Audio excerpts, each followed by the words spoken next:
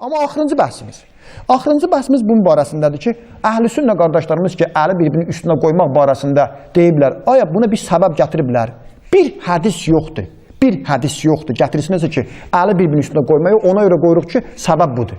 Amma özləri buna başlayıblar dəlillər gətirməyə. O dəlillər nədir? Çox belə maraqlı dəlillərdir. Siz bunlara qulaq asın. 1. İmam Nəvəvi Əl-Məcmu kitabından nəql edir ki, bu iş yaxşıdır, əli bir-birinin üstünə qoyasan, ona görə ki, barmaqla oynamaqdan daha yaxşıdır. Mümkün namaz qılan adam məsələn belə eləsin, belə eləsin. Ola bilər də, əhl-i sünnə qardaşlarımız da bunu haram bilmirlər, namazı batil bilmirlər, biz də bunu batil bilmirik. Baxa bilərsiniz, əhl-i sünnə qardaşlar əllərin bir-birinə bağlayanda hərdən misal üçün, belə eləyir, hərdən belə eləyir, təzən əlin qaytarır, heç də namazı batil olmur. Bu dəlildir. Biri deyib ki, xülasə namazda oynamaqdansa əlləri bir-birinin üstünə qoymaq yaxşıdır. Sabah biri nə deyəcək? Deyəcək bir sən nə var? Namazda elə mən oynamayayım deyə əlləri belə qoyuram. 2. Xuzu, təvazu. Allahın qabağında zəlillik, təvazükarlıq, ədəb qaydası olaraq yaxşıdır. Hətta bəzilər deyib ki, bunu Allahın qabağından başqasında da eləmək olmaz. Bu ancaq Allahın qabağında eləyəsən. Yaxşı.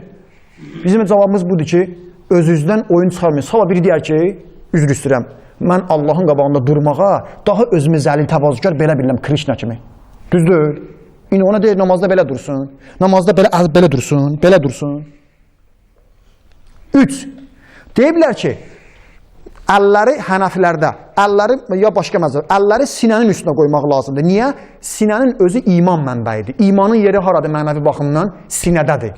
İmanı qorumaqdan ötürü, imanı daha da möhkəm saxlamaqdan ötürü ki, aşağı qoysay, aşağıda əlləri qoymaq, üzr istəyirəm, övrətə işarədir. Bu da Allah qabağında ədəbsizlikdir. Dəlil? Dəlil yoxdur. 4.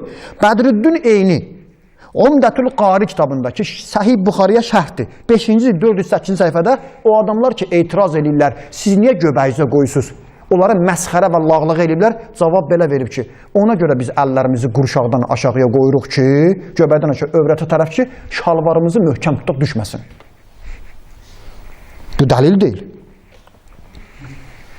O birisi ki, dedim, sinə iman mənbəyidir, yaxud da ki, sinənin özü övrətə qoymasının ədəbidir. Onu kimdir? Əl-Məbsud Müəllif Sərəxsi, 1-ci cild 24-cü səhifə. Bunların hamısına cavab bir dənədir. Qardaşlar, namaz Allah tərəfindən vacib olub, namazın formasını, sünni şiə hamısı nəql edir ki, Peyğəmbər buyurdu, məni gördüyünüz kimi namaz qılın, mənə baxın, mən necə qılıram, siz də belə qılın, biz özümüzdən təzə namaz uydura bilmərik. Peyğəmbər necə namaz qılıb, biz Peyğəmbərin namazını qılmalıyıq, özümüzdən namaza əlavə bir əməl artıra bilmərik. Yoxsa sabah biri gələcək, məsələn, bugün Azərbaycanda var bir dəstə tapılıblar, namazı nə halda qılırlar? Ruku halında qılırlar, təzə namaz ixtira ediblər. Deyirlər, qardaş, ayaq üstünədir. Sən kimsən Allahın qabağında ayaq üstə qalasan? Sən kimsən Allahın qabağında belə qalasan? Laf belə əlləri belə qoydun. Əyilsin. O daha ağaclar sınır. Heyvanlar əyilib. Sən də əyil ginən.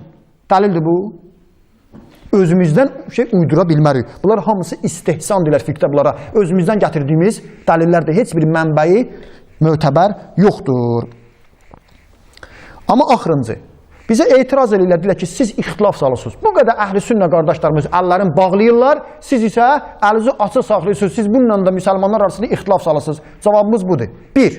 Bu şəriət məsələsidir, fiqdir, burada ictihad var, alimlər araşdırma aparır. Araşdırma zamanı bir-birimizə təkfir eləməyək, bir-birimizə ittiham vurmayaq, bir-birimizi böhtan atmayaq. Bu fiqhin özündə ixtilaf. Necə ki, sizin özünüzdə də bu günləri əli bura, göbəyin altına, sinəyə, belə, yaxud da belə qoymaqda ixtilaf var. Onda siz öz aranızda ixtilaf salırsınız.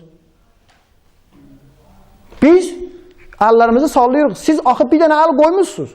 Siz qardaşlar deyirsiniz, ya belədir, ya burada aşağıdadır, göbəyə tərəfdir, ya biri belə qoyur, biri belə. Müxtəlif, siz öz aranızda ixtilafdasınız.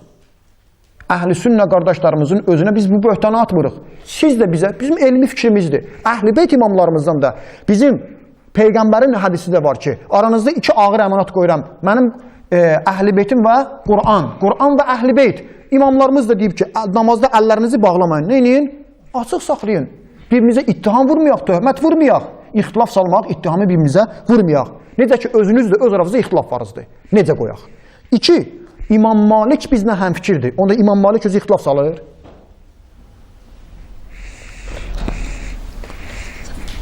İmam Malik ixtilaf salır onda.